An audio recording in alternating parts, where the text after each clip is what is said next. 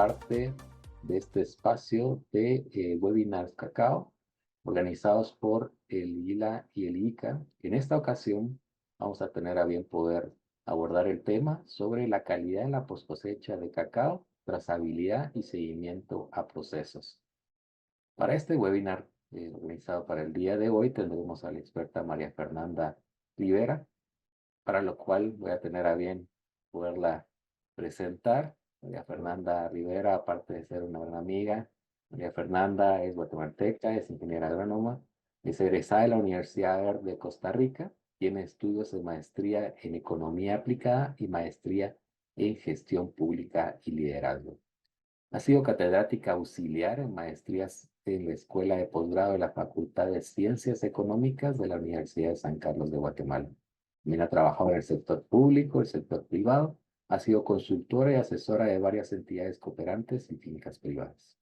Es catadora de cacao y chocolate tercer nivel, graduada en Italia del International Institute of Chocolate and Cacao Tasting, IICCT, y produce cacao. Produce también caña de azúcar y palmito en su finca familiar en Santa Lucía, Cozumalguapa, Escuintla, Guatemala. También industrializa milalas. Milalas es una bebida elaborada a partir de cacao fino de aroma producido de forma ambiental y socialmente responsable. El producto ha sido ganador de un premio oro y una mención especial de país productor en los International Chocolate Awards del año 2022 en la categoría de bebidas alcohólicas elaboradas a partir de cacao y chocolate. Actualmente es presidente de la Asociación de Productores de Cacao de la Costa Sur, Azocacao, es vocal de la Cámara Guatemalteca de Alimentos y Bebidas y forma parte de la Junta Directiva del Colegio Americano del Sur. Participa en diferentes entidades como el equipo de fomento de la calidad de cacao de Guatemala, que forma parte de la cadena de cacao. Sus atributos: ella es bombera voluntaria y técnico en urgencias médicas del Cuerpo Voluntario de Bomberos desde el año 2000 y el año 2003 respectivamente. Recibamos con un gran gusto, es un gusto recibir a María Fernanda Rivera, quien nos va a compartir sobre este tema de interés del webinar. Muchas gracias, Fer, y mucho gusto a todos los que nos están escuchando en este momento y viendo. Les agradecemos que estén conectados porque este es un tema que, aunque sí se habla superficialmente. Obviamente esto es como no voy a decir una introducción porque seguramente muchos de ustedes ya hacen post cosecha y ya conocen acerca de la calidad de cacao, pero este es un enfoque, digamos, más hacia la sistematización de información y por qué lo hacemos, por qué es importante. Así es que entonces voy a empezar a compartir. Fer, solo me confirmas cuando ya se pueda ver mi presentación. Espero que ya se pueda ver. Es Ok, correcto, la vemos perfecto. adelante. Perfecto, gracias. Entonces, pues cuando me habló ILA y el IICA, especialmente con el proyecto Revicacao, pues a mí me dio muchísima alegría porque realmente yo empecé en el tema de cacao y chocolate sin saber que iba a algún día a sembrar y mucho menos a industrializar un producto innovador y que iba a estar en este tipo de temas. Realmente yo trabajaba en ese momento para el Ministerio de Agricultura y por eso conocí la agrocadena de cacao. Fernando, de hecho, estaba justo el año antes, también estábamos ahí, por eso es que nos conocemos desde hace un buen tiempo. Y fueron los italianos de ILA, junto a Mónica Meschini y el chocolatero Guido Castaña, quienes pues dieron esta introducción, digamos, al cacao cuando iba a empezar el primer proyecto de ellos acá en Guatemala. Así es que me alegra mucho poder, como en este momento, aterrizar más con el tema de cacao y calidad. La charla, como les dije, iba a estar más enfocada, sí, a una parte teórica, digamos, pero también hacia la trazabilidad y el seguimiento a los procesos que se necesita para poder tener una buena post cosecha. Lo primero que tenemos que saber es que cuando tenemos una empresa o una cooperativa o un grupo que está buscando desarrollo, normalmente siempre tenemos que ver con rentabilidad. Nuestro objetivo no es nada más que una empresa funcione o que una finca esté produciendo cacao, sino que también debe tener rentabilidad. Y en el caso de América Latina, especialmente Mesoamérica, que son países pequeños, pero hablando de América Latina, el secreto de esto no es secreto, realmente lo sabemos, es la calidad del cacao para que nos dé acceso a mercados de alto valor. Nosotros no queremos estar compitiendo con grandes volúmenes como los que hay en África, por ejemplo, porque realmente ese es un mercado que nosotros tenemos otro tipo de cacaos y no tenemos esas cantidades ni de tierra ni de producción. Entonces, el acceso a mercados de alto valor es clave. También el incremento de la productividad, sobre todo, por ejemplo, Guatemala tiene un promedio de producción está por los 300 kilos por hectárea, cuando nuestros materiales deberían de estar como por los 800 a 1000 kilos. Y ahora con el cultivo moderno de cacao puede llegar incluso a más por hectárea. Entonces, siempre manteniendo los materiales, no es que estos sean unos superproductores, es simplemente el diseño de la plantación y cuál es la producción, cómo se hace, digamos, el sistema de producción. Y por supuesto, dentro de esto también va la innovación y la industrialización a productos que pueden ir desde chocolate hasta otros productos que están surgiendo en este momento y que pueden darnos mejores precios en el cacao.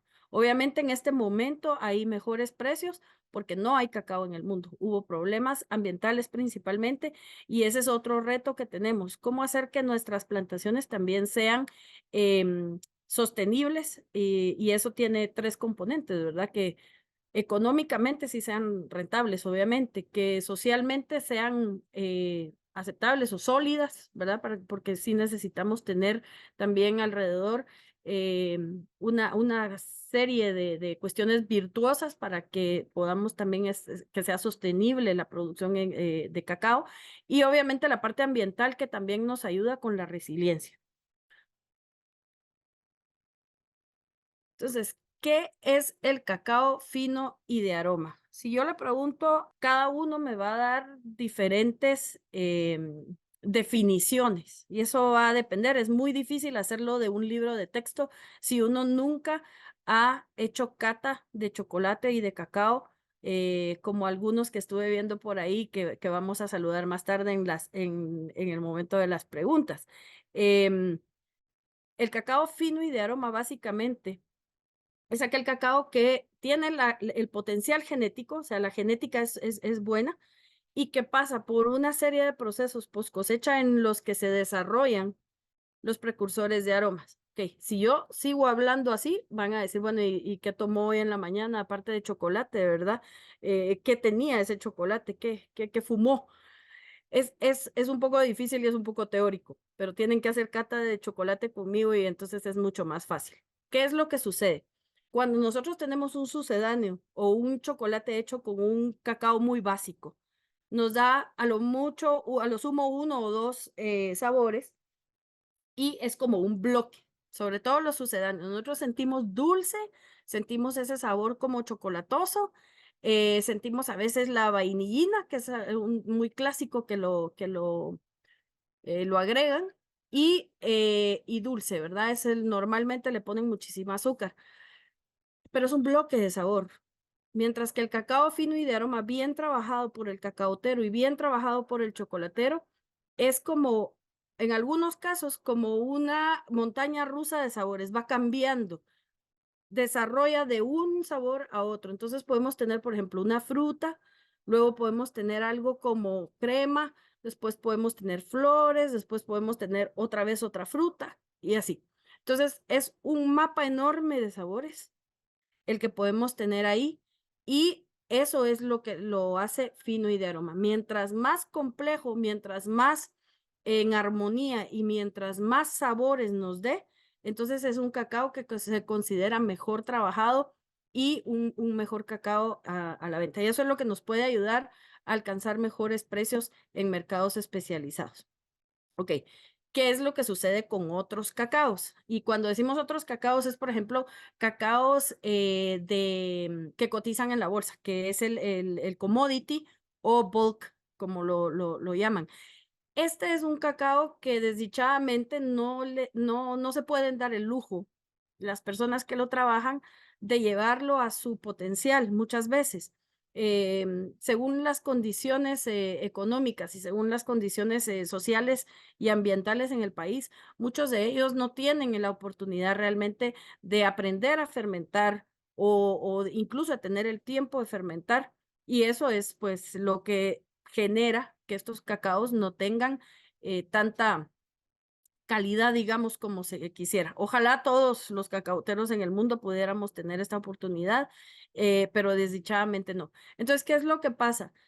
Ahorita más adelante les voy a explicar qué es lo que sucede cuando no hacemos post cosecha. Entonces, los factores de la calidad.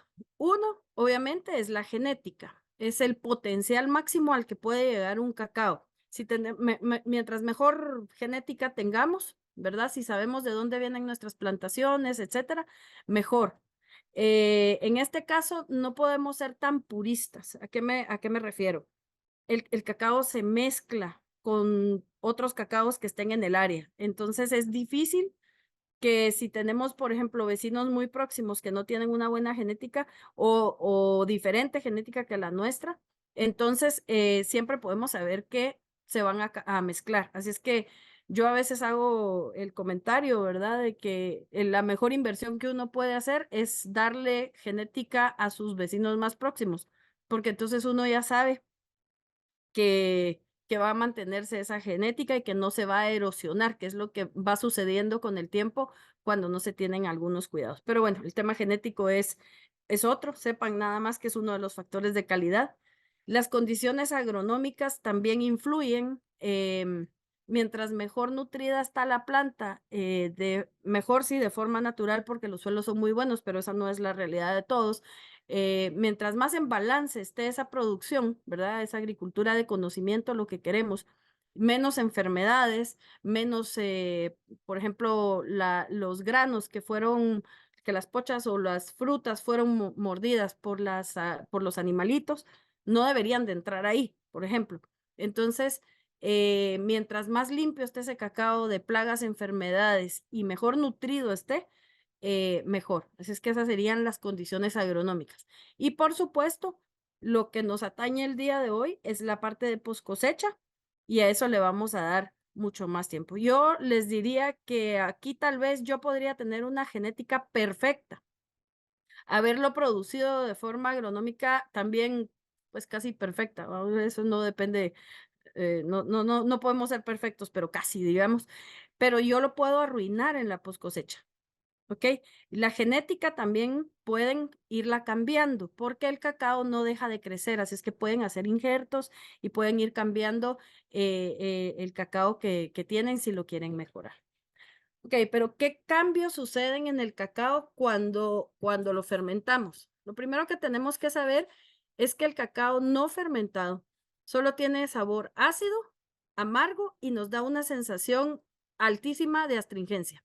¿Qué tanto va a depender de la calidad? Entonces, materiales que son más acriollados, ¿verdad? Más cercanos al antiguo, digamos, criollo o sus mezclas, son menos ácidos, menos amargos y menos astringentes que las que son más, por ejemplo, más oscuras, las semillas o los granos, porque ahí hay muchos más taninos y otros elementos que nos hacen que nos dé estos sabores. ¿Ok? Entonces, sin la intervención humana, realmente el cacao no es muy agradable, la verdad. No tiene sabor a chocolate, ¿sí? Y es sumamente ácido, sumamente amargo y sumamente astringente. Además de eso, la manteca es mucho más compacta y para eso quiero que se concentren en la foto que está ahí. Esta foto la tomamos en una capacitación que hice en Haití. Esto, obviamente, siendo Haití, lastimosamente tienen acceso a poca maquinaria digamos, maquinaria muy rudimentaria. Y este era un molino que se quedó incluso trabado porque este grano que no estaba fermentado, si lo ven es como pegajoso o es muy dura la grasa, digamos, la pasta es muy, muy dura, ¿ok? Si se ven, se queda pegado en el recipiente, lo pueden ver en la parte alta, eso es porque se queda pegado ahí y eso traba las máquinas. Así es que si aquí ahorita hay alguno de los chocolateros, perdón, y se les están quedando trabadas sus máquinas, revisen también cómo está fermentado ese cacao. Si está bien fermentado, es menos probable que se queden trabadas, pero si no, se quedan, es más difícil de trabajar. Este es cacao fermentado, ahí en Haití, en el mismo lugar con la misma máquina. Inmediatamente se ve la diferencia, es mucho más líquido, es mucho más sedoso. Así es que entonces aquí no solo hay el desarrollo de precursores de aromas y sabores, que son los que nos dan esas transiciones de sabor, sino que también la acidez, la amargura y la astringencia se reducen y llegan a un balance. Y muchas veces esas tres nos dan, digamos, potencian los sabores que nos dieron los precursores de aromas y sabores. La manteca se convierte en algo sedoso y fácil de trabajar y entonces no se traban las máquinas. Este era el mismo sistema, la misma máquina con como 20 minutos de diferencia porque tuvimos que limpiar la otra y fue muy difícil, pero para que ustedes vean la diferencia, porque muchas veces se le echa la culpa a los equipos. Cuando dice, es que no tiene suficiente potencia y resulta que lo que pasa es que estamos procesando un cacao semifermentado o que no está fermentado adecuadamente. ¿Ok? Em, Aquí el cacao tenemos que saber que la parte, digamos, de calidad empieza, obviamente, ya lo hablamos en el campo, pero la post cosecha realmente empieza en la cosecha. Aquí ustedes tienen una foto de varios frutos y esto es una práctica que nosotros hacemos para enseñarle al personal de las fincas cuál es el punto óptimo de cosecha. Entonces, lo primero que ustedes también tienen que saber, y aquí hablábamos de la parte de sostenibilidad en la rama social, mientras más especializado sea su personal, mientras más conocimiento tenga, mejor. Así es que tomen ustedes el tiempo e inviertan ustedes en el conocimiento de su personal. Es mucho más barato que estar perdiendo dinero y mercados de alto valor por no tener la calidad de cacao que se necesita. Entonces, lo primero que deben aprender es el punto óptimo de cosecha y al menos acá en Guatemala lo que hemos aprendido o hemos estado viendo es que muchas veces el trabajador piensa que el punto óptimo de cosecha está un poco después de lo que realmente debería estar. Y sobre todo si ustedes están teniendo mucho ataque de pájaros y de ardillas a su cacao, quiere decir que están dejando muy tarde esas frutas en el árbol. Si ustedes cosechan un poco antes esas frutas, tienen menos problemas.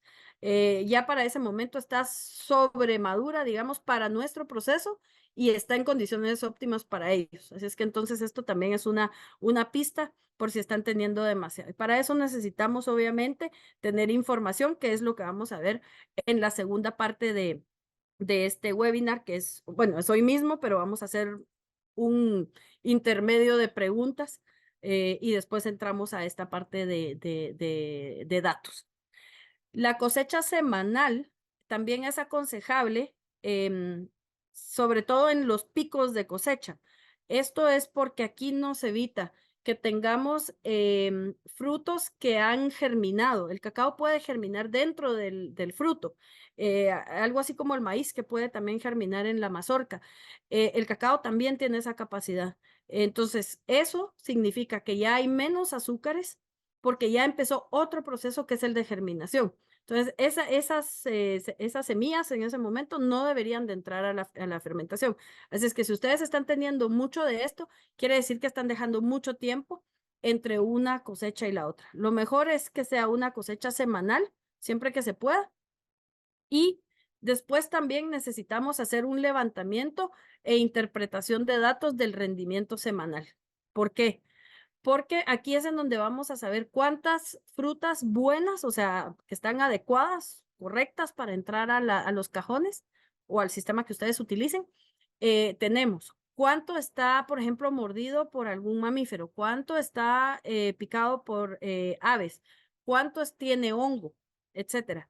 Entonces ustedes me pueden decir, bueno, sí, pero es muy caro estar sacándolas todas y la mejor inversión que ustedes pueden hacer en seguridad es sacar esas frutas, porque si se quedan las frutas en campo, el problema es que, y aquí es un concepto, ¿verdad? Algunas fincas no lo van a hacer, pero sepan que si hay frutas en campo, también llegan roedores y donde hay roedores hay culebras también. Entonces, como no queremos tampoco causar un desbalance, si matamos a las culebras, van a haber más ratas. Si tenemos demasiadas ratas, entonces vamos a tener más problemas también en los frutos. Entonces, este tipo de cosas es donde uno debe escoger. En nuestro caso, nosotros por seguridad nuestra y seguridad sobre todo de nuestros trabajadores que están ahí, sobre todo si también ustedes tienen turistas, hay que sacar las frutas y hacemos un conteo de frutas que están bien, frutas que están mordidas por mamíferos y frutas que están picadas por pájaros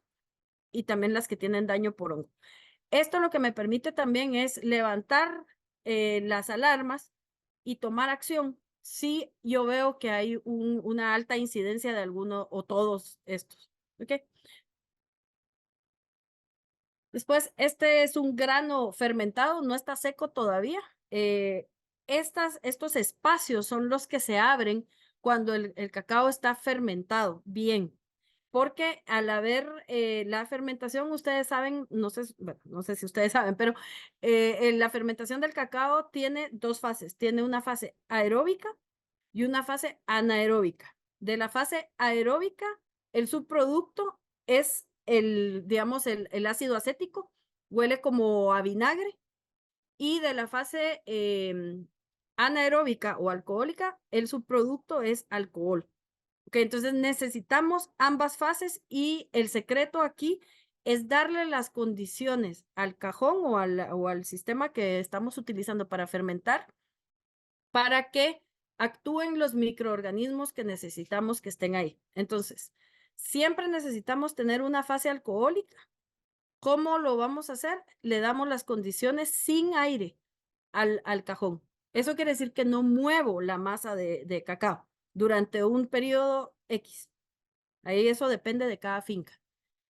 Y después necesito una fase aeróbica, que entre aire. Entonces es cuando hacemos los volteos. Escríbanme si quieren ahí en el chat. Quiero saber cuántos de ustedes hacen volteos diarios. Sobre todo lo hacen cuando no sube la temperatura. Me gustaría saber cuántos de ustedes hacen volteos diarios. O hacen, por ejemplo, un volteo a las 48 horas y luego se quedan 24, 24, 24. Ahí déjenme saber si es que hay alguno de ustedes que lo está haciendo así. Entonces, hay algunos mitos. Uno de los mitos más comunes es que la temperatura no llega, digamos, a donde debe estar por culpa del clima. Pues vamos a ver unos datos más adelante de que eso realmente no es así. Son las condiciones en la caja lo que muchas veces no nos dejan. Eso se los voy a explicar con las gráficas que vamos a ver más adelante.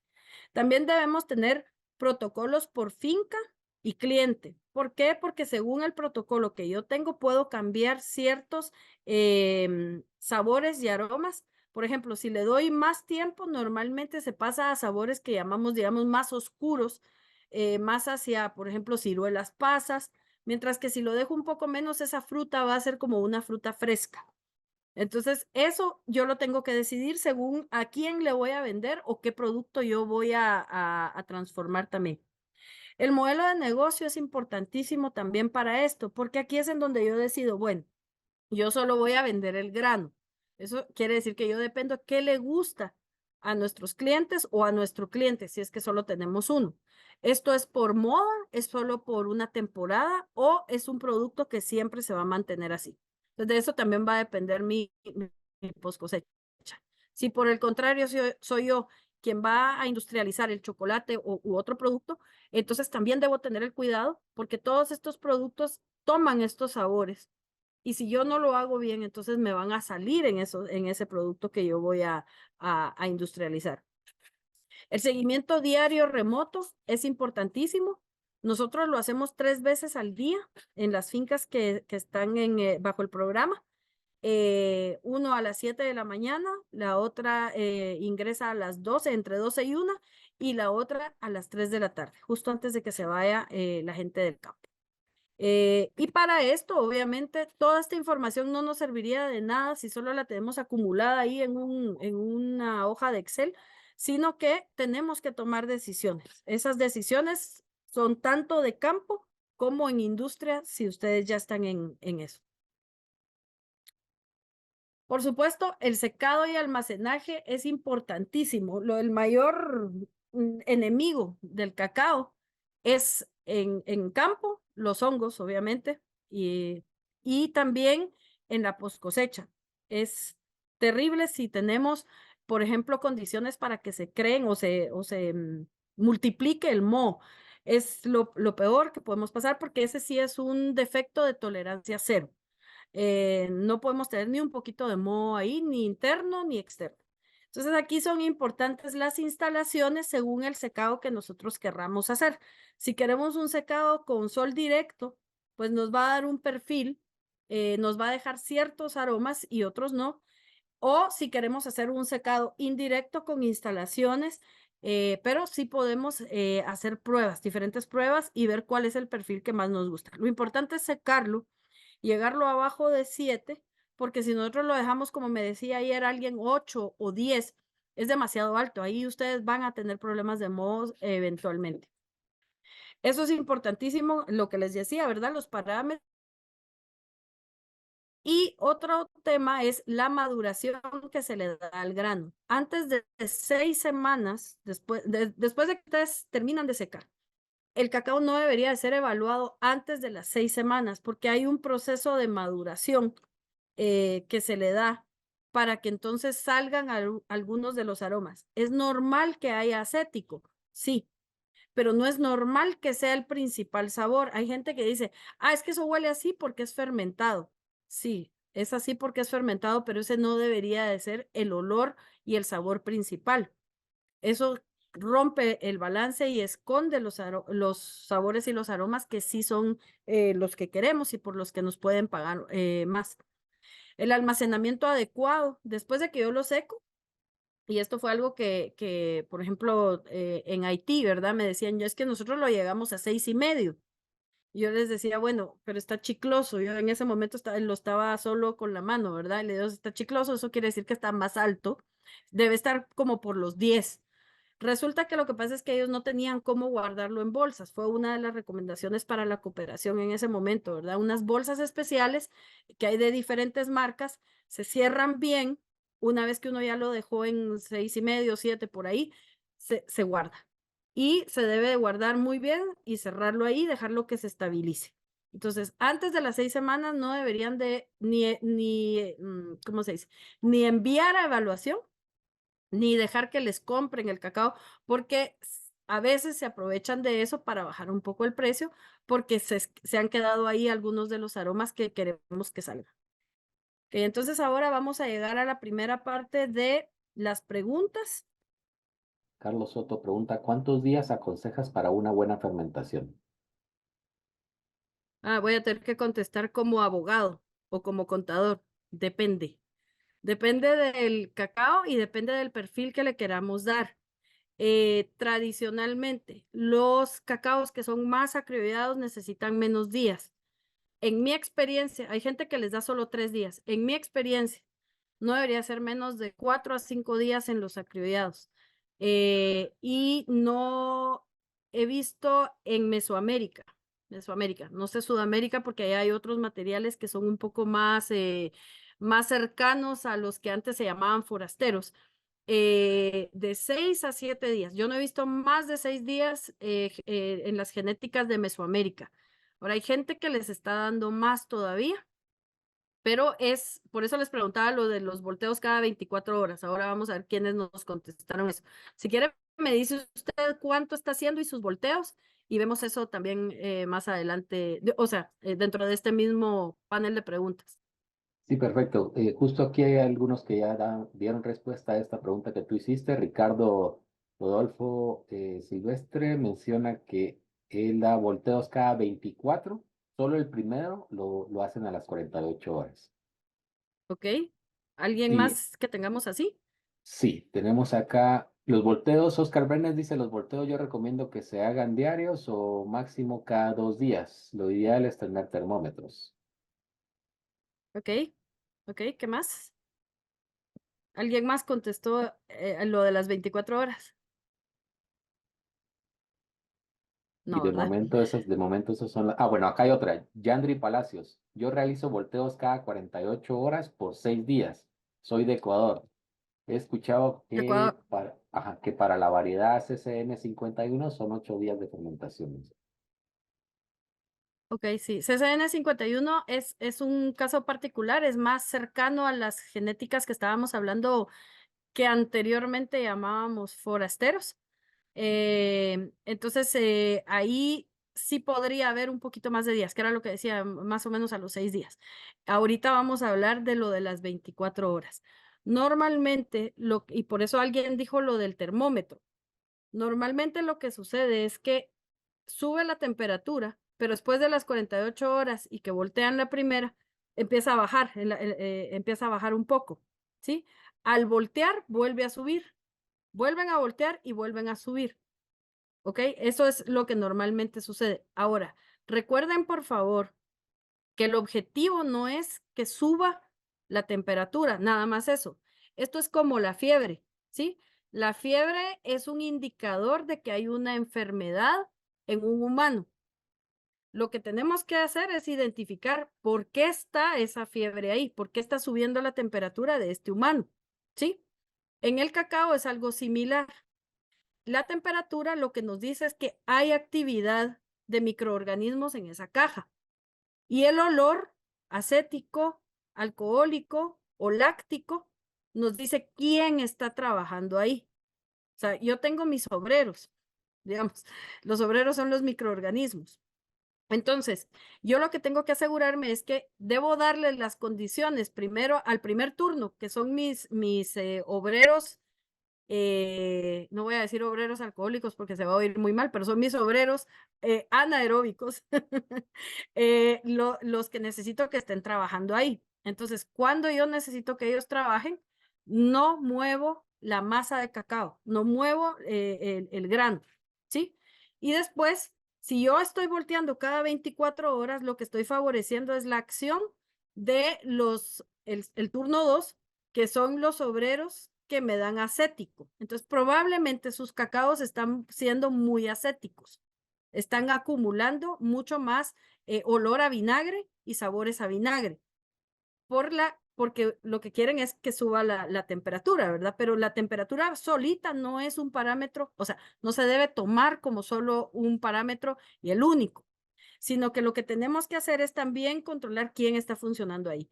Los que tienen ese problema de que tienen que estar volteando cada 24 horas porque no está de otra forma no sube la temperatura, lo que les recomiendo es que revisen los primeros 2 días que haya un buen drenaje dentro de la caja o dentro del sistema que están utilizando, porque eso es lo que permite que después los siguientes días pueda subir la temperatura y en el último día baja.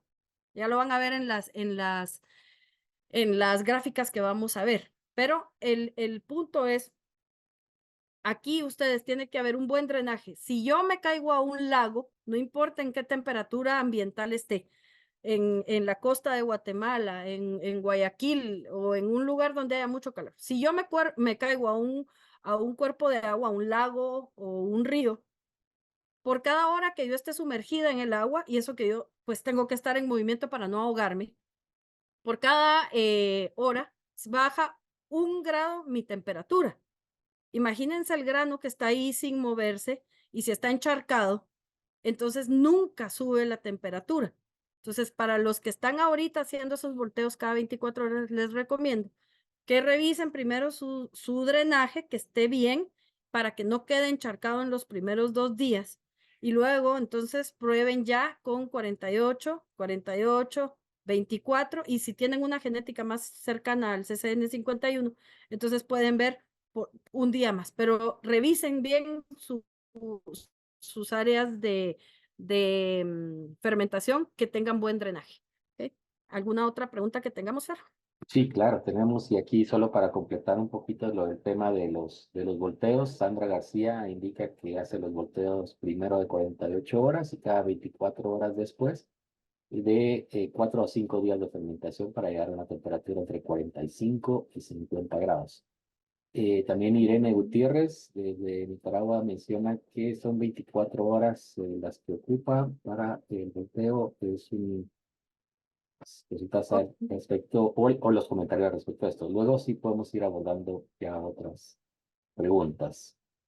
ok, si quieres ya pasemos porque, de nuevo, para los que se sienten obligados a hacer volteos cada 24 horas, prueben eso que les digo, revisen el drenaje, ¿verdad? Y que no queden encharcados sus granos, porque si no, ahí nunca logran que en los primeros días suba la temperatura y entonces les afecta en los demás días.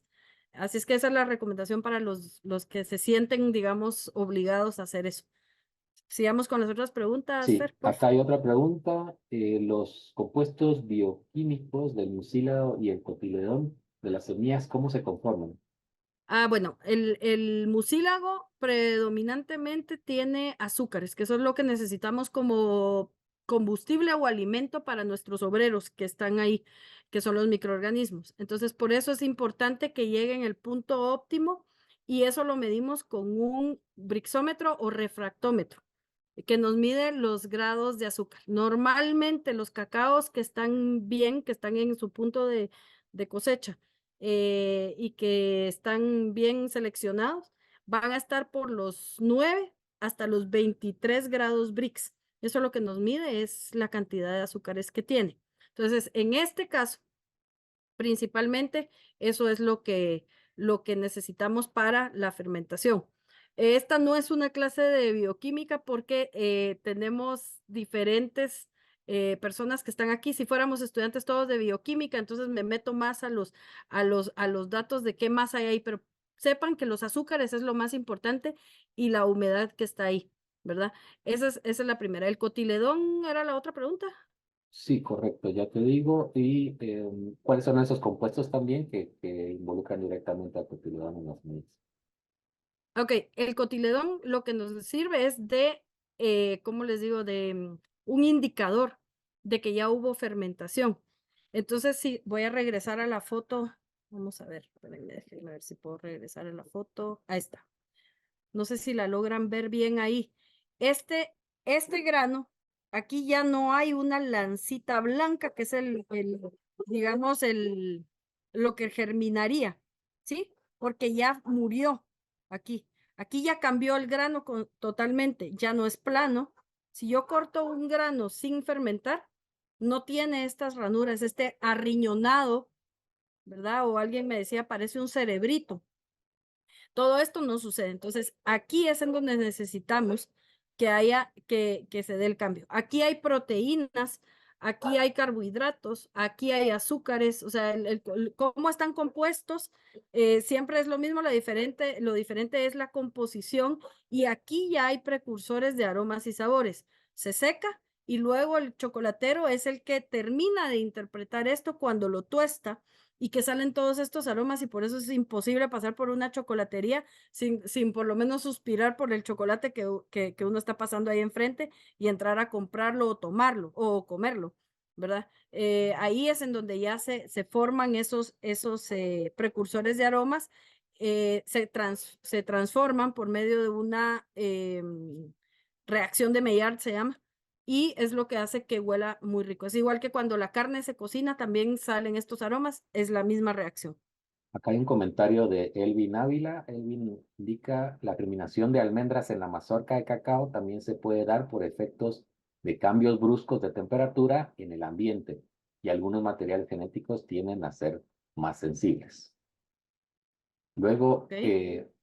Carlos Soto pregunta, ¿después de la fermentación se puede hacer aromatización y luego dejarlo secar? Ok, esas se llaman fermentaciones asistidas. Sí se pueden hacer. Lo importante es hacerlas de forma controlada y que no se vuelva más bien una contaminación. Y muy importante, si ustedes van a competir en, por ejemplo, en los International Chocolate Awards, esto es una categoría diferente. Tienen que declararla en la categoría de fermentaciones asistidas o alternativas, porque si no se considera una contaminación. ¿Cuál es la diferencia? ¿Se recuerdan que les decía que el cacao va haciendo transiciones de un sabor a otro? Cuando ustedes hacen una fermentación de este tipo o una aromatización o saborización, no sé cómo quieren decirle, lo que sucede es que ese sabor va a estar durante todo el tiempo que tengamos ese chocolate o ese licor en boca. Entonces, si está así y no lo declaran, se considera una contaminación. Entonces, es importante que si lo van a hacer, sí se puede, pero lo declaran en esa categoría o lo ponen en su etiqueta. Esa es la otra, también pueden poner aromatizado y entonces ya se sabe que pasó por otro proceso después. Perdón. Eric Ramírez pregunta, ¿cómo realizan el seguimiento diario remoto? ¿Qué variables son las que toman en consideración? Esa es la segunda parte. Ahorita vamos a ver eso. En Arauz, ¿qué tipo de bolsas especiales son las que se utilizan para el empaque de cacao seco que mencionaste? Ok, estas son unas bolsas. Aquí en Guatemala hay varias marcas. Una es Grain Pro, otra es Ecotac. Hay otra que se llama, creo que Green Grain o algo así. Y hay una más que se llama Pix, que la desarrolló la Universidad de Purdue para ser como un silo en África para granos básicos, pero lo hemos probado también en cacao y funcionan muy bien.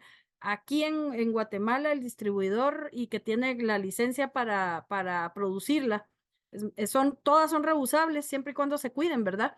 2 o 3 veces se pueden utilizar. Aquí el de Pix es Disagro, entonces ellos tienen el permiso de Purdue para producir estas bolsas que pueden estar, digamos, protegen muy bien y podrían ser más baratas. Ahorita no me acuerdo exactamente cuánto valen. Y acá hay una pregunta relacionada también con el tema de las bolsas. Moisés Hernández Cabrera pregunta, ese proceso de maduración, si se hace en bolsa, ¿cómo se hace para que salgan esos ácidos volátiles? Ok, entonces esa es una muy buena pregunta. Voy a regresar a aquí. La maduración, que es para que se volatilicen todos estos aromas y sabores, se hace en saco de yute, ¿sí? Lo que pasa es que va a haber un intercambio. Sale el acético, por ejemplo, o los aromas que no queremos que estén ahí, pero va a ingresar humedad.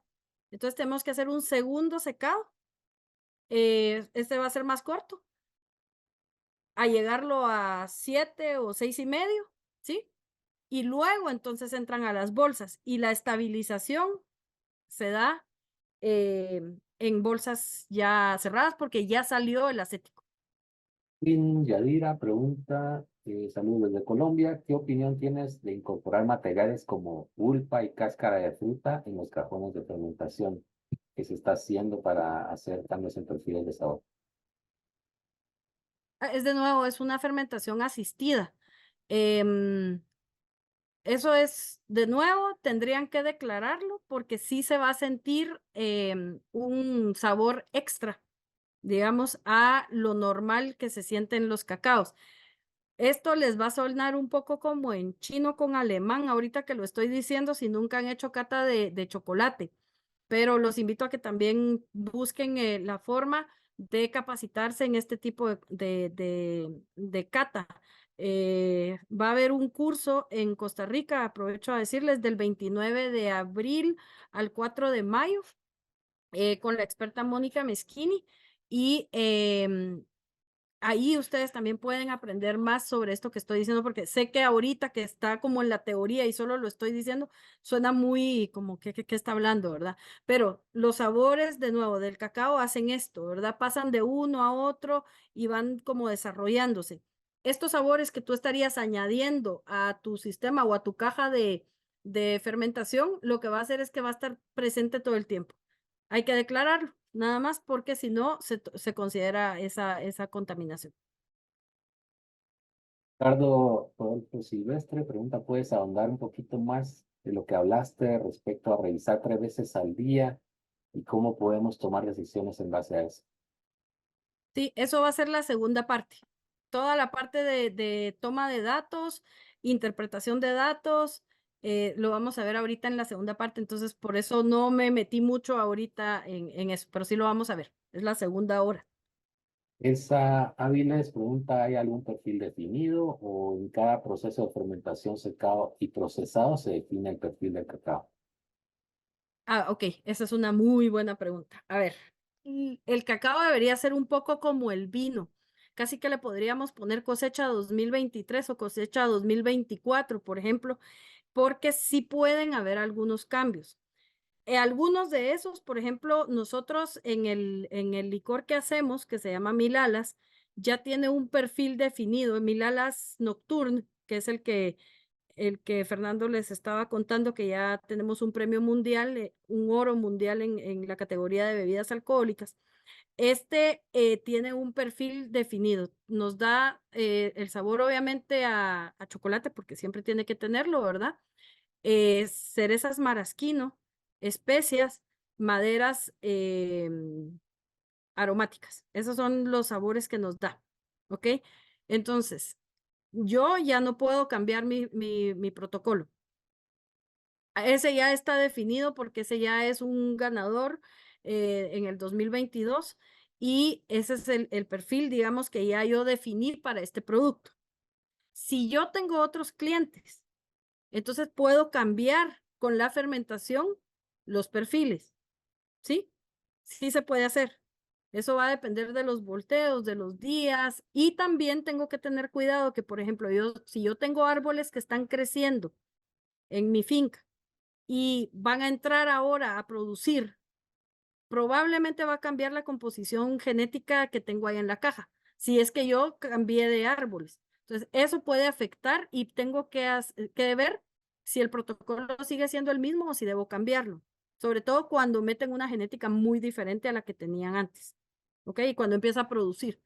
Entonces, sí se puede, digamos, estabilizar hasta cierto punto, pero van a haber algunas variables que tenemos que controlar. Por ejemplo, si yo no quiero que cambie mucho, en mi caso, por ejemplo, el 47% de mi genética, yo sé exactamente cuál es el material. Yo tengo que mantener esa proporción en el momento en el que hago, digamos, en el que establezco más plantaciones, porque ya sé que este componente es muy importante.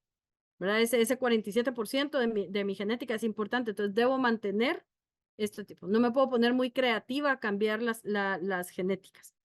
César Hernández, siempre por el tema de los volteos, pregunta, ¿ese primer volteo no lo debería indicar la temperatura de la masa para que no supere los 50 grados centígrados? El primer volteo es muy difícil que llegue a 50 grados.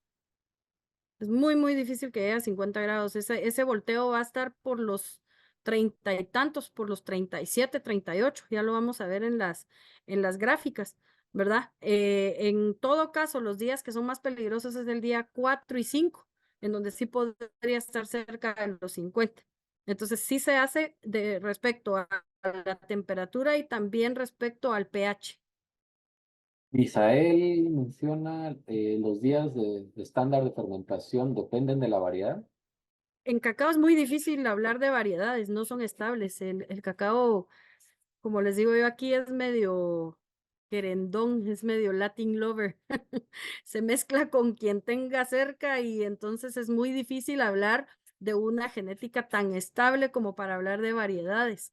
Pero sí hablemos de materiales genéticos para que estemos tranquilos todos. Em, Siempre sabemos quién es el árbol madre pero no sabemos quiénes son los papás en cada fruto, porque los polinizadores están muy activos y se mezclan. Por ejemplo, yo tengo 5 genéticas y sé que están todas mezcladas, ¿verdad? Sé más o menos cuáles son las que tienen más, por ejemplo, ese 47%, sé que este influye más, porque además son los árboles más productores. Son árboles de hasta 120 frutas por cosecha, jóvenes, porque tienen 6 años ahorita. Entonces, yo sé que este, por ejemplo, tiene mucha influencia en mi genética. Sí va a variar, era lo que hablábamos. Si es más acriollado, más hacia los blancos, entonces van a ser menos días que uno que sea muy, muy oscuro, como las genéticas que antes se conocían como forasteros. Adriana, Valencia, indica aquí, si almaceno grano en bolsas especiales y costal, pero el ambiente de la zona de bodega es muy caliente, es recomendable usar en ese caso la bolsa, ya que internamente podría generarse un microambiente que perjudica la calidad del grano. El microambiente me imagino que está pensando en hongos. Si ustedes tienen abajo de 7% de humedad esos granos, no debería de suceder nada porque los hongos necesitan humedad para poder proliferar. Por eso es que nos tomamos el tiempo de bajarlo hasta, incluso yo lo bajo hasta 6,5. Yo prefiero estar más segura y bajarlo hasta 6,5.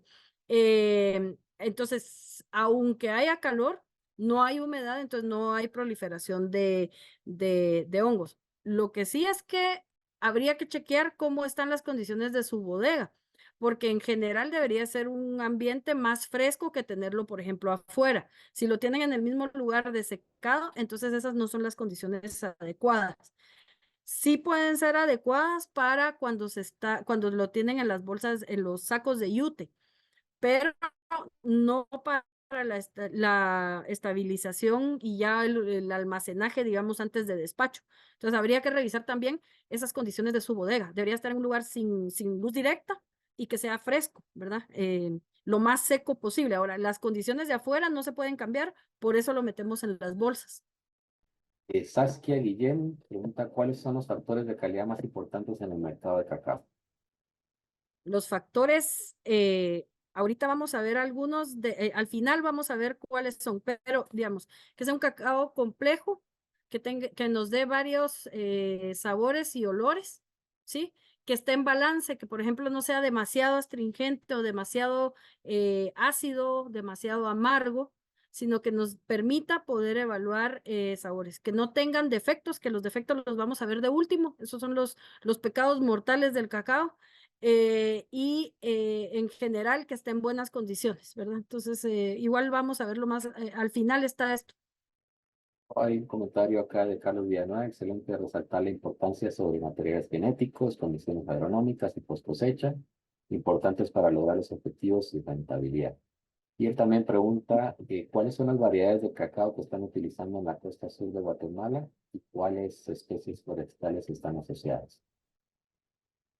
Ok, en la costa sur hay materiales genéticos antiquísimos. Vienen principalmente de las colecciones estamos hablando de la costa sur de Guatemala, perdón, porque hoy estamos no solo guatemaltecos. En la costa sur vienen principalmente de un centro de investigación que se llamaba Brillantes, que está cerca de Retaluleu, que era donde estaban todas las colecciones de, por ejemplo, Perú, había colección Guatemala, que son los SGU, los UF, que son los United Fruit Company, habían también de México, de Colombia, de Costa Rica, de varias, esas eran, como eran centros de investigación, hay de todo, de todos los países prácticamente, hay de Trinidad y Tobago y hay de otros, pues, Venezuela, etcétera. Eso, esa finca lastimosamente dejó de ser un centro de investigación y se quedó ahí la colección. Y mucha gente fue a sacar materiales, fue a comprar materiales a esta finca y también a otra finca que se llama Bulbuyá. Entonces, las fincas más tradicionales de la costa sur tienen este tipo de materiales que la verdad es que con el tiempo se ha hecho una selección también, ¿verdad? Nosotros cuando estamos en campo normalmente preferimos obviamente el árbol que es más productor, que se ve más sano, que me da mejores perfiles de sabores, eso es algo más nuevo, pero que me da este tipo de condiciones, lo selecciono y digamos ese se vuelve un consentido y es el que yo eh, lo multiplico, digamos. Entonces se vuelve una selección, pues no voy a decir natural, pero es una selección humana que ha sucedido durante décadas. Estas colecciones están ahí desde los años 40, 50, 60, 70, 80 y 90. Ahí fue cuando terminaron las investigaciones. Entonces, esos materiales están en la costa sur. También hay una tendencia a introducir materiales, lo cual debe ser hecho con mucho cuidado porque, por ejemplo, ahorita voy a aprovechar que tenemos gente de Sudamérica y de Mesoamérica, no sé si tenemos de algún otro lugar, pero Mesoamérica tiene un complejo de enfermedades específico. Sudamérica tiene otro complejo de enfermedades de cacao totalmente diferente. Entonces, el ejemplo más clásico es, en Mesoamérica no hay escoba de bruja, nunca ha habido. Gracias a Dios no tenemos ese, ¿sí?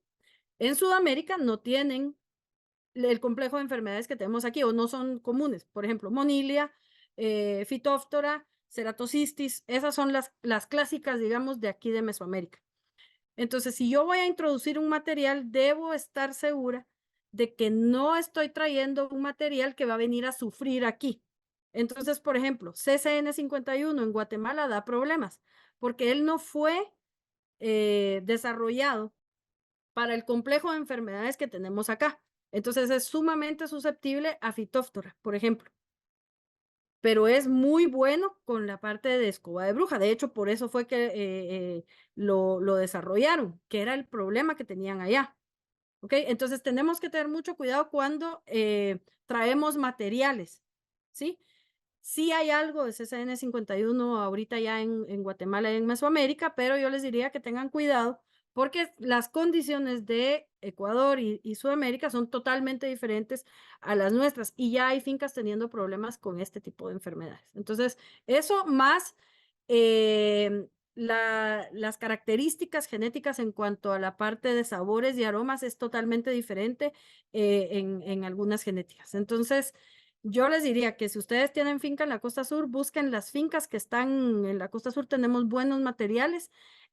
Algunos también vienen del norte, de, digamos, de Alta Verapaz.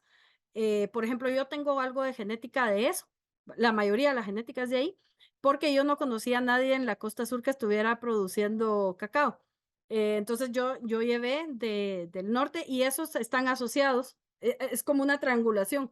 Llegaron de Brillante, se mezclaron con algunas de las colecciones de Katia y de Fia, los fueron seleccionando y, por ejemplo, la familia a la que yo se lo compré lleva 20 años de estar seleccionando su cacao, que es la familia AC, ¿verdad? Entonces, lo que tienen que ver es que esté bien adaptado a su zona, que las enfermedades no sean un problema, que no estemos trayendo problemas adicionales también y que la calidad organoléptica sea la mejor porque nos va a dar acceso a mejores precios. Hemos llegado al final de las preguntas de esta primera parte, te digo. Mencionan algunos acá que quieren tener un poco más de información sobre el curso de catación, tal vez le puedes brindar al final. Y también si pueden tener tu contacto, que también si gustas al final puedes colocarlo en el chat para que lo puedan tener. Bueno, ha entrado acá una Está al preguntita final de muy la de la Está al presentación. final de la presentación. Sí, no se preocupen, ahí va a estar, ahí están los datos, ¿no? Para que nos puedan, para que me puedan contactar y les voy a contar ahí un poquito más de lo del curso. Ok, Perfecto, entonces muy si bien, quieren pasemos sigamos. a la Ujú. segunda parte.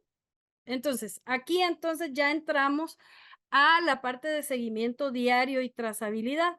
La foto que ustedes tienen ahí es el primer, vamos a ver, sí, el primer entrenamiento que tuvimos con el personal de esta finca y eso lo hacemos en todas las fincas. Aquí ellos están aprendiendo cuál es el punto óptimo de cosecha. No creo que se vea ahí, pero tenemos un brixómetro, un refractómetro para ver los niveles de azúcares. Estaban aprendiendo cuál es el mejor punto para cosechar para la fermentación. Puede ser que para comerlo en fresco sea otro, pero aquí nos interesa la fermentación. Es muy, muy importante. Ustedes del lado izquierdo ven al encargado de las operaciones de campo. Están ahí con el encargado de poscosecha, que es este joven alto que está de espaldas con bota blanca, y están todos los que cosechan. Aquí hay hombres y mujeres que son los que cosechan. Es importantísimo que tanto los tomadores de decisiones, dueños, gerentes, encargados de estas operaciones, puedan aprender también este proceso para que puedan apoyar a sus trabajadores que están o los operarios que están haciendo esto en el día a día. Es muy, muy importante que puedan conocer estos procesos. Entonces, les, no sé si ustedes ven ahorita, ya les aparece ahí voy a mover aquí estamos. Ok, entonces, este es uno de los formularios de seguimiento en línea. El otro formulario que utilizamos es uno en donde ingresamos la cantidad de fruta que entró ese día, cuánto pesa la baba, a qué temperatura entra, baba le decimos a la masa de cacao, perdón, a qué temperatura ingresa a fermentación, etcétera. Y después nos quedamos, eso solo es el día de cuando se quiebra la fruta, y después llegamos a este formulario. Le voy a dar play y después les voy a explicar. Este es un pantallazo de mi celular, ¿sí? Y es el ejemplo de una finca que se llama Agua Blanca. Entonces, si quieren, vayan viendo y después yo les voy a ir explicando qué fue lo que pusimos ahí.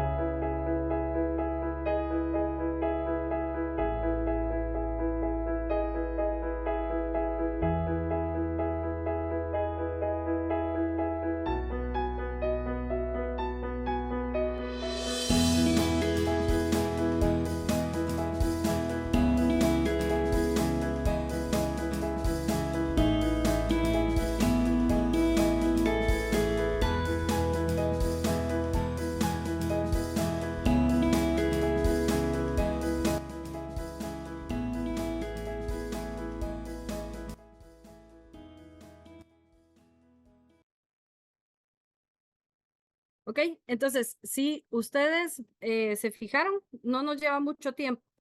Es bastante corto.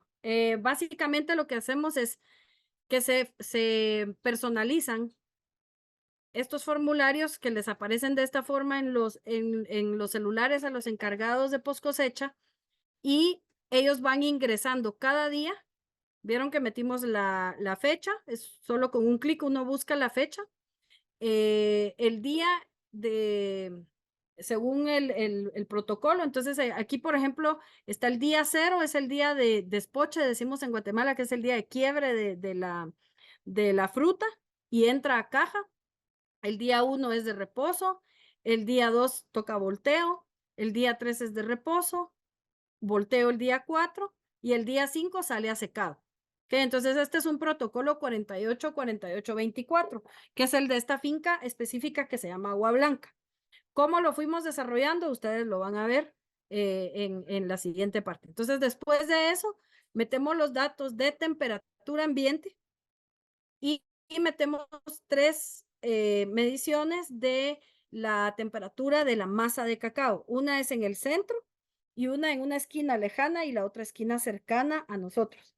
Esto nos va a dar la idea de si fue un volteo y si están las temperaturas, digamos, parejas u homogéneas para que podamos tomar decisiones. Si algo está mal, pueden haber ahí condiciones que yo no esté dándole a la caja y debo ponerle atención. Por eso es que hacemos esto. Y por último, en esta finca, en este caso, todavía no tenían su pHímetro, pero ese es otro dato que entra. Lo último que vieron que estaba buscando una fotografía es el encargado de la finca según el día. Hay algunos días en los que se le pide que tome fotos, ya sea de la masa de cacao, digamos, cómo se ve dentro de la caja, y el último día se toma una foto de los granos cortados a la mitad, ¿verdad? Que es la prueba de corte y todo esto nos queda en un archivo Excel que podemos acceder, perdón, en cualquier momento que necesitemos ver, ok, pero ¿qué pasó ese día? ¿Qué estaba pasando? ¿Cómo estaba esa foto? ¿Cómo estaban estos datos? ¿Ok? Entonces, siguiendo con el ejemplo de esta finca que se llama Agua Blanca, esta finca lo que hicimos fue tomar el protocolo que tenían originalmente para poder medir qué era lo que estaba pasando. Bueno, mejor dicho, aquí tengo no el original, sino el segundo que se hicieron pruebas.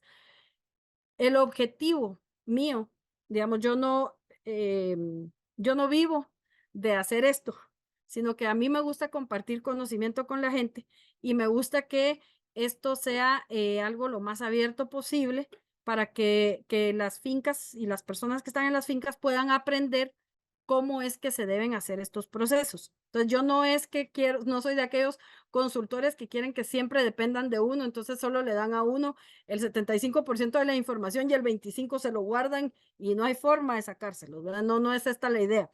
Entonces, lo que hacemos aquí es que ellos van viendo cómo va cambiando el comportamiento de su fermentación. En este caso, si ustedes ven aquí la línea celeste que se mantiene como más constante o más cercana a las mismas temperaturas, es la línea de la temperatura ambiente, ¿sí? Entonces, esta que es más baja es la temperatura de las 7 de la mañana. Entonces, tomamos 3 de la tarde, 7 de la mañana, 12 del mediodía, 3 de la tarde. 7 de la mañana, 12 del mediodía, 3 de la tarde. Y así, se van todos los días. Si se dan cuenta, entonces, esta finca está en un área que está más o menos a 100 metros sobre el nivel del mar, pero les puedo enseñar las fincas que están a 800, se comportan muy parecido, ¿ok? Solo que la temperatura probablemente va a estar un poco más baja por aquí, pero digamos, la tendencia es la misma. A las 7 de la mañana es más frío el día, obviamente, a mediodía va subiendo y a las 3 es cuando llega normalmente al pico, ¿verdad?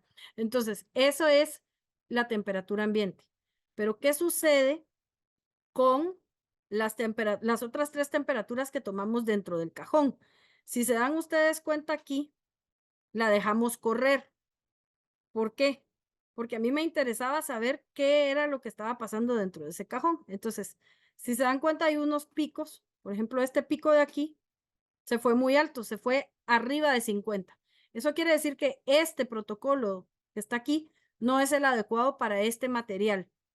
El material que sea, porque como les digo, es una mezcla. Cada finca tiene una mezcla diferente y por eso hay que hacer estas pruebas en cada finca. Entonces, el primero era 72, 48, 24 y ellos hacían un predrenado de 24 horas antes de entrar a caja.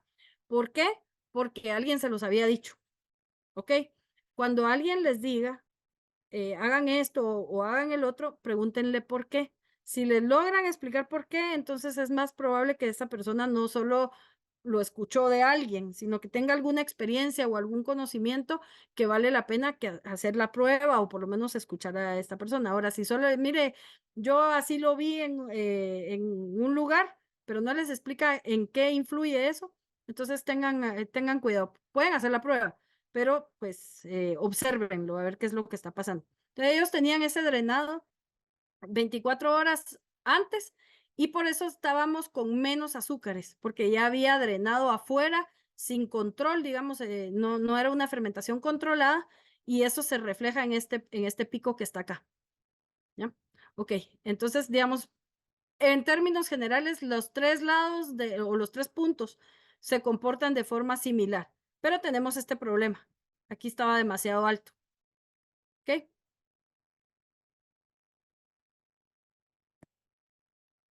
Permítanme, solo quiero ver. Ok, sí, entonces aquí el control, era el control, las prácticas anteriores se conservan, se mantienen los cajones como estaban y el seguimiento se empezó a hacer remoto. Aquí era donde ya empezábamos todos los días a recibir esta información.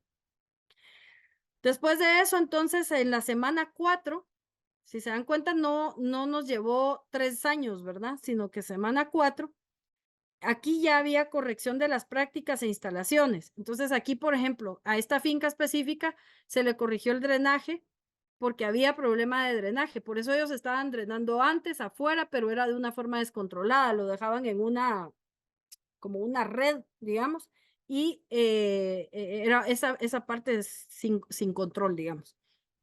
También se cambió el protocolo y derribamos los mitos. Si ustedes se dan cuenta, la temperatura sigue en la misma, como la misma tendencia, pero acá ya iba mejor el cacao. Todavía teníamos estos picos, que ahorita les voy a contar, todavía teníamos estos picos, pero eran más manejables, ¿sí? Y aquí ya empieza a bajar. En el último día el cacao debería de bajar. Esa es la idea. Finalmente llegamos en la semana, después de ver esto, semana 5 en adelante, mantuvimos un protocolo 48-48-24. En este caso, este cacao no necesitaba 6 días, sino solo 5. Y ahí logramos pum, que bajara a donde necesitábamos antes de salir a fermentación. Como les digo, en este caso, no tenían ellos todavía el pHímetro, entonces no teníamos esa información, pero sí es mejor que si pueden tener un pHímetro, lo tengan. Si no, la temperatura y el olor, el aroma que hay en cada día, nos puede decir quién está actuando ahí y cómo va. Ahora hablemos de los defectos en el cacao, que era lo que alguien preguntaba, ¿verdad? Bueno, los parámetros de calidad siempre nos dicen, bueno, no tienen que haber pizarrosos, definitivamente, pero esa parte ya se la saben. No tienen que haber pizarrosos, porque eso quiere decir que la fermentación no fue adecuada. Tiene que quedar arriñonado como la foto que les enseñé antes. No pueden haber tampoco contaminaciones, obviamente. Si yo pongo mi cacao almacenado sin una bolsa especial al lado del combustible, va a agarrar el olor a combustible. Si yo, por ejemplo, lo pongo a secar en donde hay gallinas y otros animales, digamos, aves domésticas, muy probablemente ellas se van a subir, sobre todo si yo le doy condiciones de pudrición a mi caja, que las condiciones de pudrición es cuando están encharcadas. Ahí es cuando hay gusanitos. Entonces ahí las gallinas se suben a comerse los gusanitos y los insectos que hay. Lo malo es que defecan sobre el cacao. Entonces, este tipo de contaminaciones tampoco deben existir. Debo de manejar muy bien mi cacao y lo que hay alrededor de él. Pero están los defectos que son los pecados mortales del cacao y el primero es las infestaciones. Yo no sé si ustedes ya vieron aquí al amiguito que está aquí en este grano. En este grano habían 2 de estos. Si ustedes tienen granos en los que se ve este tipo de como harinita, ¿sí? Y que se ven como tunelitos y se ve poroso, todo esto es lo que el animalito ya fue defecando. Entonces ellos entran, pueden haber 2 momentos en los que entren. Uno es durante la fermentación. Si ustedes ven que cerca de las cajas de fermentación hay moscas, mosquitos, entonces ustedes no están fermentando, sino que están pudriendo. Y es ahí donde ovipositan, donde dejan los huevecillos, las moscas y salen estos animalitos. Entonces también hay ingresos, ¿verdad? Dentro del grano en ese momento y también cuando yo lo tengo almacenado. Por eso también es recomendable utilizar las bolsas especiales para que no nos destruyan por dentro el grano. Esto se ve incluso en chocolate.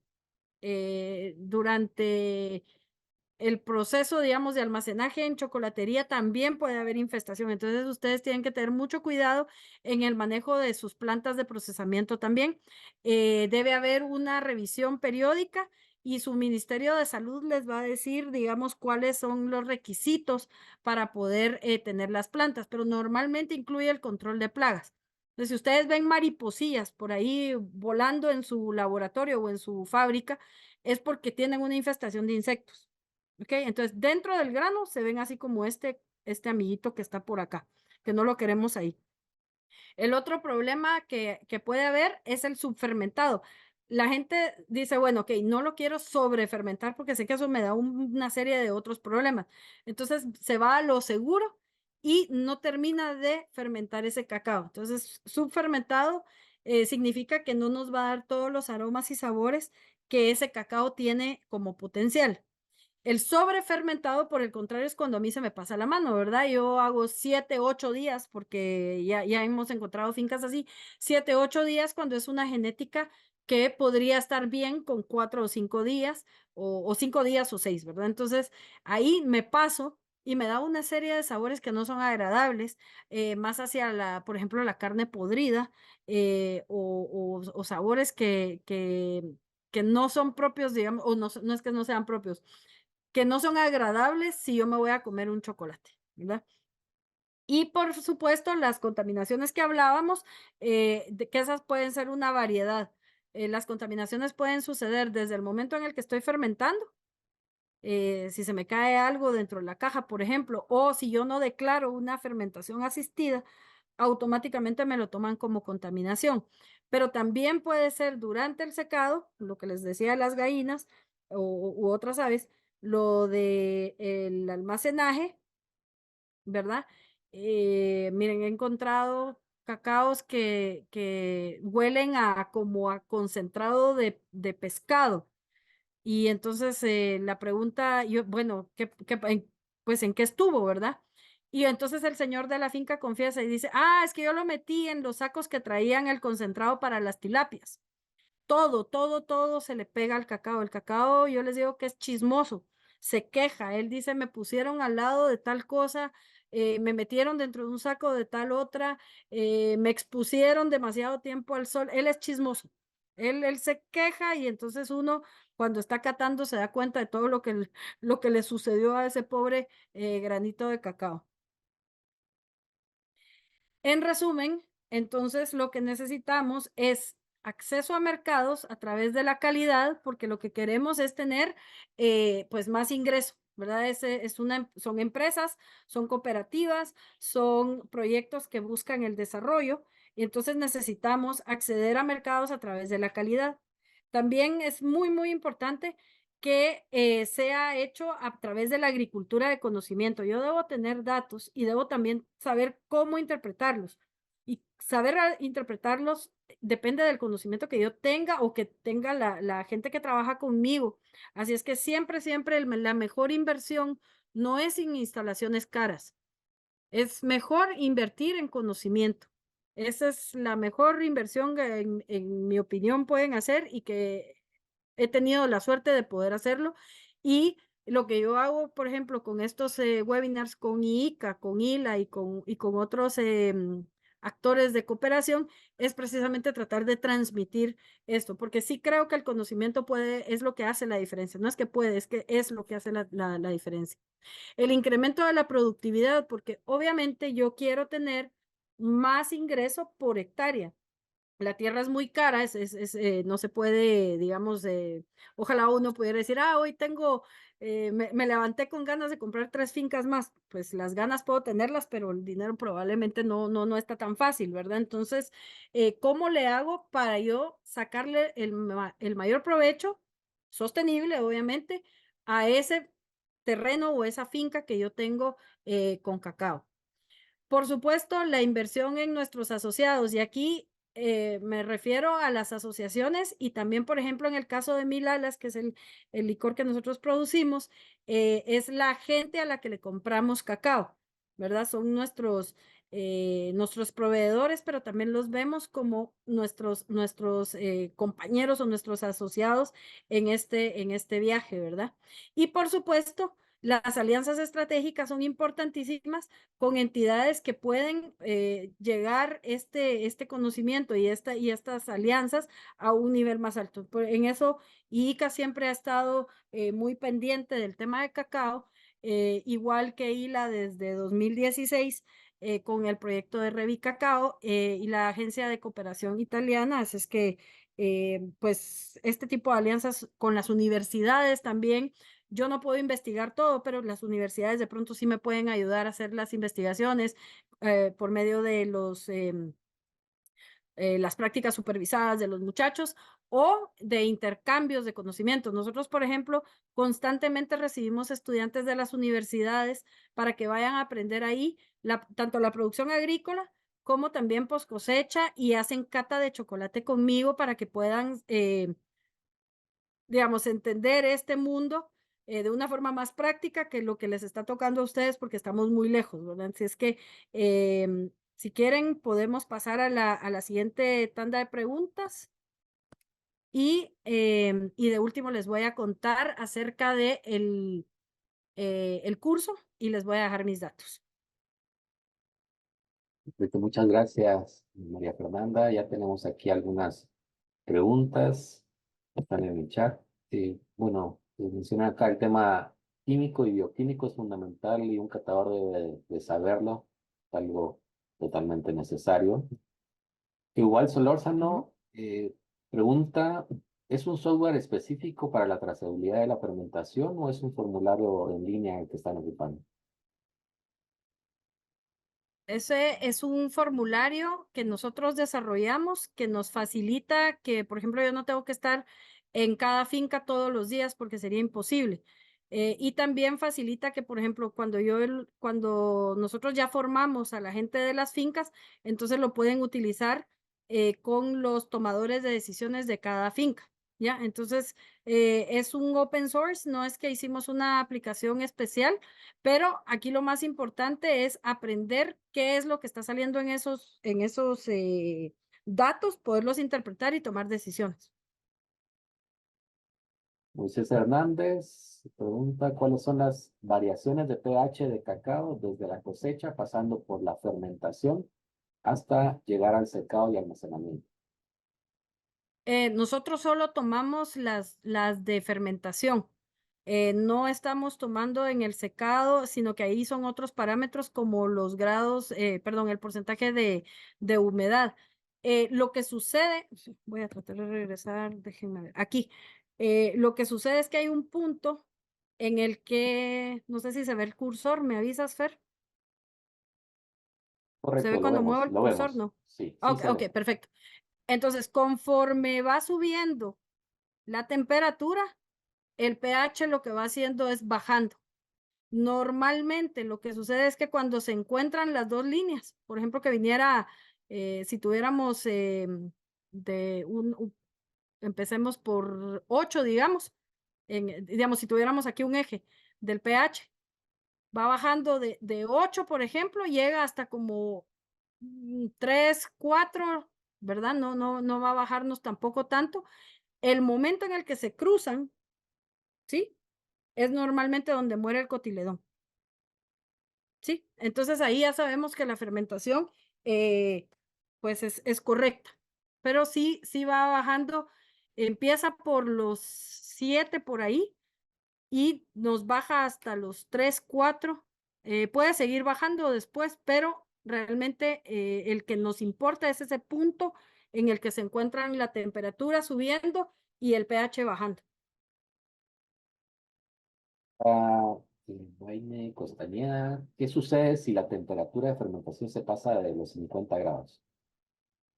Entonces ahí tengo problemas porque lo que está sucediendo es que mueren más de los microorganismos que yo necesito, uno, y dos, ahí puede haber sobrefermentación y me da unos sabores que no son agradables, como a carne podrida y cuestiones que realmente cuando catamos son bastante feas, voy a decir feas, nada más. Mencionaste sobre el tema de de la variación del pH y aquí hay dos preguntas relacionadas tanto de Val como de Yandri. Preguntan cuál es el pH óptimo al final de la fermentación. Sí, como les digo, se convierte en un pH mucho más cercano a los 3 4, ¿verdad? Y es cuando lo que tenemos que hacer es en ese punto hacer una prueba de corte y poder ver si ya están muertos los cotiledones. El final no es tanto lo importante, sino ese punto. Como les digo, ese punto es el más importante. Y de ahí en los sabores, en estos cacaos fermentados, el cacao deja de ser tan ácido. Entonces también tenemos una variación, digamos, ahí y quedan en balance. Entonces esa parte es la organoléptica que es la más importante realmente. No nos van a pagar por el pH que tengamos y por la temperatura que tengamos al final. Lo que nos van a pagar es por la complejidad del conjunto de aromas y sabores que se hayan desarrollado. Ina López indica acá, hola, buenos días. En Nicaragua, una vez que sale la de fermentación con un 60% en prueba de corte, se hace un proceso de secado lento, que el proceso dilata 10 o más días. ¿Podría contarnos cómo es el proceso de secado que usted recomienda? Ok. 10 días, no sé si todo el mundo puede tener es un lujo. Tener 10 días para secar es un lujo. No sé si todo el mundo lo puede hacer de esa forma. Algunas personas lo que hacen es que no sé cuáles son las condiciones ahí que tienen ustedes en Nicaragua, o sea, en sus instalaciones, pero normalmente lo que se hacen son instalaciones en donde se puede tener el secado paulatino, pero normalmente son de más o menos 6 días. Depende también de cómo está el ambiente. Les puedo decir que donde yo estoy, en Guatemala, es el lugar en donde llueve más días y más cantidad, no solo de Guatemala, sino es del continente americano. Esa área es en donde hay más días de lluvia. No hay un mes en el que no llueva. Entonces se complican las operaciones de secado. Aún así, una estructura en la que yo favorezca que haya, digamos, entrada de luz indirecta y salida debe haber ventilación para que salga la humedad. Yo la extraigo del grano por medio de la luz directa o indirecta, ¿sí? Pero debe haber algo que la arrastre afuera de esa instalación para que no se vuelva a quedar en el grano.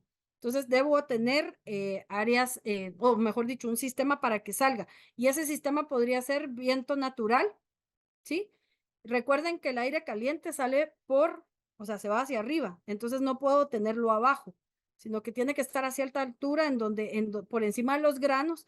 Tampoco va a ser a 6 metros, ¿verdad? Porque tampoco sube tanto la temperatura, pero debo tener un sistema de ventilación, puede ser natural o no, y que salga toda esta humedad.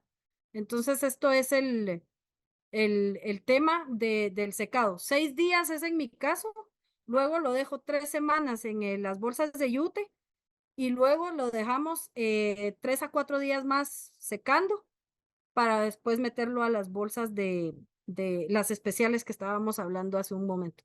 10 días, solo que hubiera un temporal muy, muy complicado o que tenga muy llenas las instalaciones, y eso es otra cosa importante, ¿verdad? Tener las instalaciones correctas para la cosecha que estoy teniendo. Lo pueden hacer de forma modular para ir creciendo conforme va su cosecha, solo tienen que prever el espacio.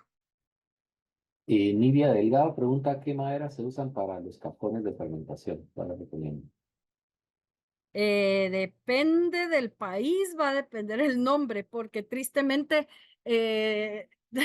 nos ponemos creativos y les ponemos nombres diferentes. En Guatemala, en la costa sur, se utiliza el palo blanco.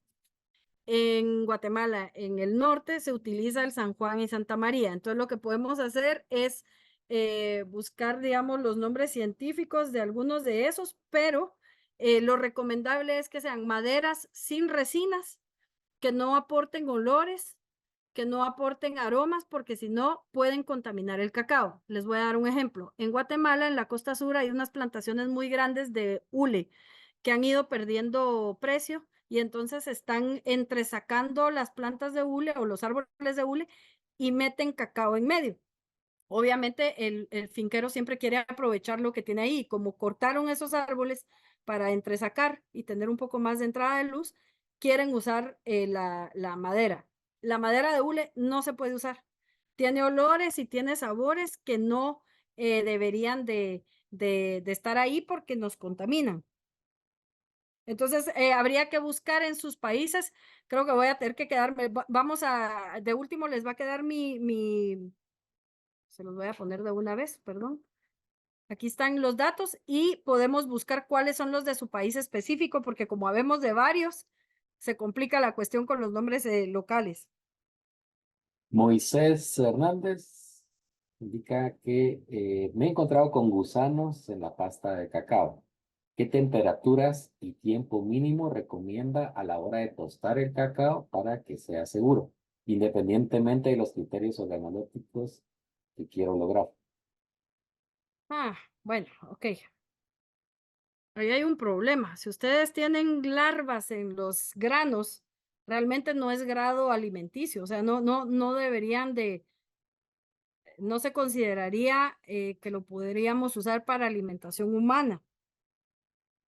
Así es que entonces ese cuidado hay que tenerlo primero, que no tengamos esas infestaciones desde que llega la materia prima. Entonces, la primera recomendación es que no acepte granos que vengan con larvas.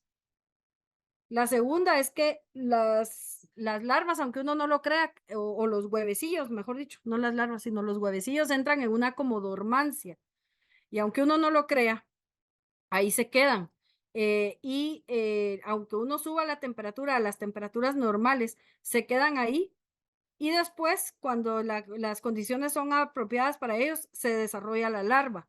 Entonces, yo lo que les diría es no acepten cacao de sus proveedores que venga con larvas. No es correcto, no es adecuado, digamos, desde el punto de vista de alimentación humana, a menos que estemos creando un nuevo producto que sea alto en proteína animal de origen alternativo, pero en general no debería suceder.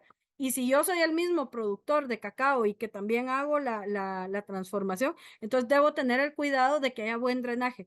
Las larvas normalmente vienen del mal drenaje y eso es una pudrición, no una fermentación. Entonces, ahí no debería de haber, digamos, igual que con el moho, no debería haber tolerancia a eso. No es que yo no lo debería de estar tratando de disimular o esconder. Y ahí está relacionado con una pregunta que hacía Yesenia Fuentes, justamente del tema de infestaciones. Si esto se puede corregir, has mencionado que lo recomendable si es para el tema alimentario, pues definitivamente es descartarlo. Pero ella menciona si se puede utilizar para algunos otros productos diferentes, por ejemplo, el tema de cosméticos o algún otro fin de transporte. Si ya tienen una cosecha ahí que estaba infestada, para la parte cosmética probablemente lo podrían usar. Solo habría que ver qué condiciones les pide el Ministerio de Salud, ¿verdad? Porque esto normalmente lleva un registro de salud. Pero en general es mejor corregir esto en post cosecha y también en sus operaciones de transformación. Hasta acá otra pregunta de Ricardo Rodolfo Silvestre. ¿Qué pH es recomendable y qué KPIs podemos evaluar en post cosecha? ¿Cuáles son las que tú recomiendas? Los KPIs, y se me perdió la primera parte, perdón. Sí, el pH que es el recomendable, según lo que decías en el proceso de fermentación, y los KPIs que pueden evaluarse en post cosecha. Los KPIs, aquí podemos tener, por ejemplo, las temperaturas según el día, los pHs según el día también. La prueba de corte, ¿verdad? Que podemos tener un número. Antes se decía 60% de granos fermentados, 40% o 10% de morados, etcétera. Eso ahora no es tan rígido. Es mucho más correcto hablar de los que se desarrollan perdón. Entonces, es más correcto hablar de todo el tema organoléptico. Por eso les sugiero que se metan al curso que va a dar Mónica, porque ahí es en donde ustedes aprenden a catar y saber cómo está ese cacao realmente. Entonces, los otros son ideas, como les decía yo, o ideas no, son parámetros como el de la fiebre, que nos dan una idea de cómo está la cosa, pero el producto final realmente de lo que depende el pago que nos van a dar es de la calidad organoléptica en general de ese grano. Y la otra pregunta no la oí, tal vez ahora ya la... ¿Y cuál es el pH que es recomendable?